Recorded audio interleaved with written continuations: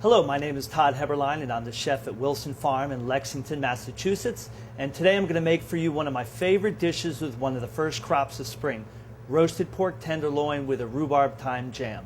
So what we're going to get started with first is this beautiful pork tenderloin. It's about 2.5 pounds. What you're going to do is just a little easy, simple marinade that'll really show a lot of great flavor. So what we'll do is we're going to take a few cloves of garlic.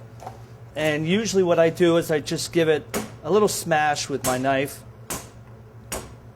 and rub that all over, really get that good garlic flavor in there. Can never have too much garlic. All right, garlic. Then we're going to take a little bit of fresh thyme. And what you want to do is just kind of bruise it a little bit just to release some of the oils, to give it a little more flavor to come out. And we will put that all over the pork as well. Just really cover it up. We'll put a little bit of ground pepper on there.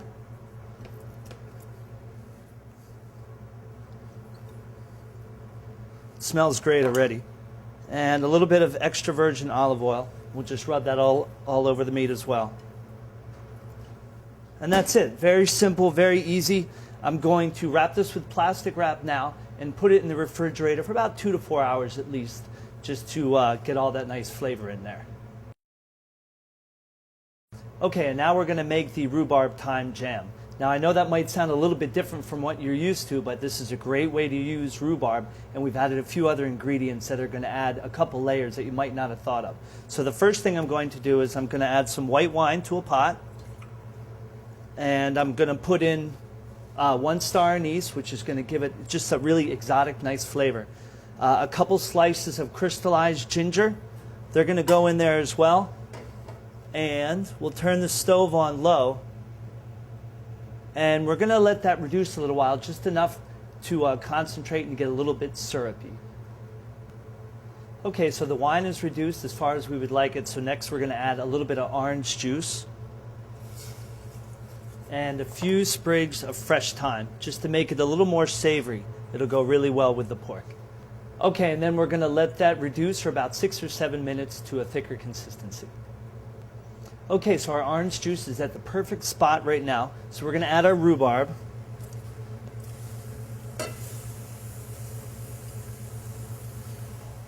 And I'm going to turn the heat up. We're going to let that cook. Already I can smell the thyme and the orange, and the star anise is really, really great right now. We're also going to add 1 packet of pectin. Just stir that in.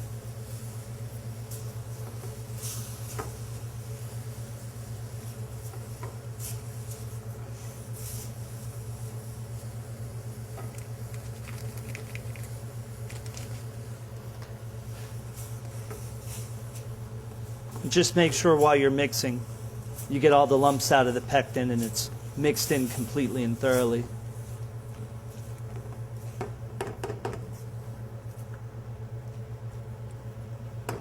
Now you're going to let that come up to a boil and roll for about 1 minute before you add the sugar. So at this point we're going to add the sugar.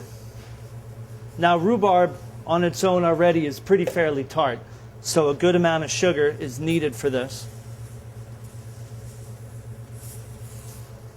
You're going to stir, get it all mixed in.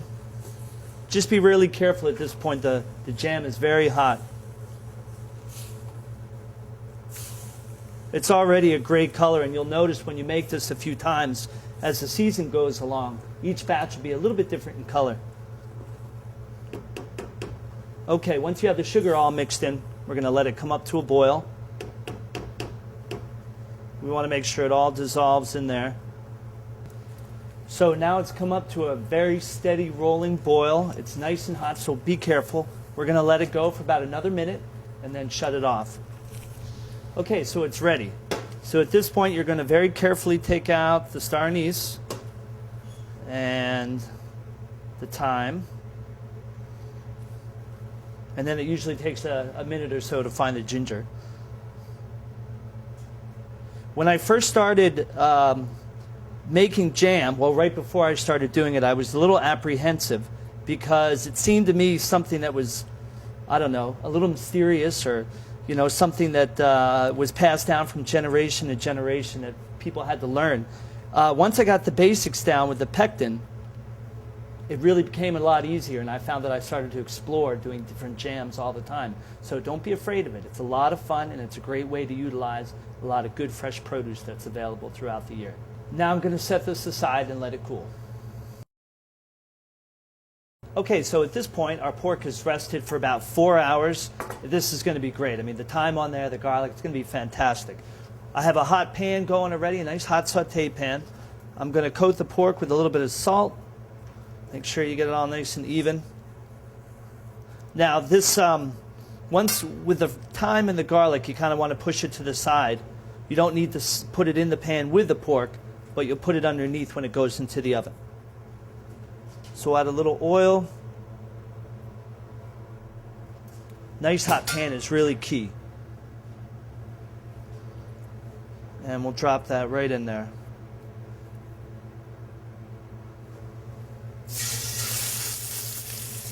Okay, perfect. Now you want to get a good sear on, 2 or 3 sides of a nice golden brown. Don't rush it. Let it do its thing. Whenever you pull the meat away or pull the pork away from a pan before it's ready, it's likely to stick, and then you're going to have a real mess on your hands. Best to just let it go. You'll notice a little bit of golden brown color along the side, and at that point, if it comes up easily, then go ahead and turn it and keep searing on there. So a couple minutes have gone by, so I'm going to go ahead and see. It came up easily. You have a nice golden brown. That's exactly what you're looking for. Now, I happen to be lucky enough to have a little space at home that I grow a few herbs in my little garden, and you don't necessarily need to run out and buy herbs for every little thing you do. Quite frequently what I do is if I need some chopped thyme or a different chopped herb, I'll take the leaves off and I'll hang on to the stems, and I'll either put them in stock, or I'll put them into a bottle of olive oil to flavor it, or you could still use just the stalks to marinate the meat.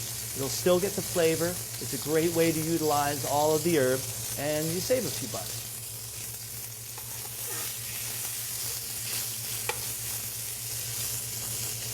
So this pork is ready to go. I'm going to shut the pan off, and I'm going to place that tenderloin right back in there, right on top of the thyme, right on top of the garlic. You'll be amazed at how just that little bit of extra flavor is going to really pay off at the end. Now I'm going to take this and put it in a 350-degree oven, and we're going to cook it for about 25 to 30 minutes. What you're looking for ideally is using a meat thermometer, and I always do. It's just a great way to make sure you do it right. You're looking for an internal temperature of about 150 degrees, and once it comes out of the oven, you're going to want to let it rest, a good 8 to 10 minutes, just so that when you slice it, the juices don't go running out. So I'm going to go ahead and set this in the oven now. Okay, so our pork is rested for about 10 minutes. So I'm just going to take it out and put it on a cutting board. Get a bunch of good slices. It just smells really great. I really can't wait to dig into this. Okay. We're going to just arrange some slices here. Now this is a good amount for a few people. I probably could knock out most of this on my own. And a little bit of the jam. It's very, very flavorful, so you don't need to do too much of it. Just a little bit with each one, with each little bite of pork. It's just a great match together. Now, you are going to have a little bit of jam left over, and some other ideas that you can use for the rest of it is, one thing I like to do is put a little bit on a crostini with a little dollop of goat cheese. It's real easy, it's real simple. The jam will keep for quite a while, and it goes also really well with duck, so give that a try. And that is what I like to do with all of our rhubarb here at Wilson Farm. Go for the strawberry rhubarb pie, do all that stuff, it's worth it, it's great, but go a little different, try something. You'll really enjoy the levels of flavor in this jam. Thank you.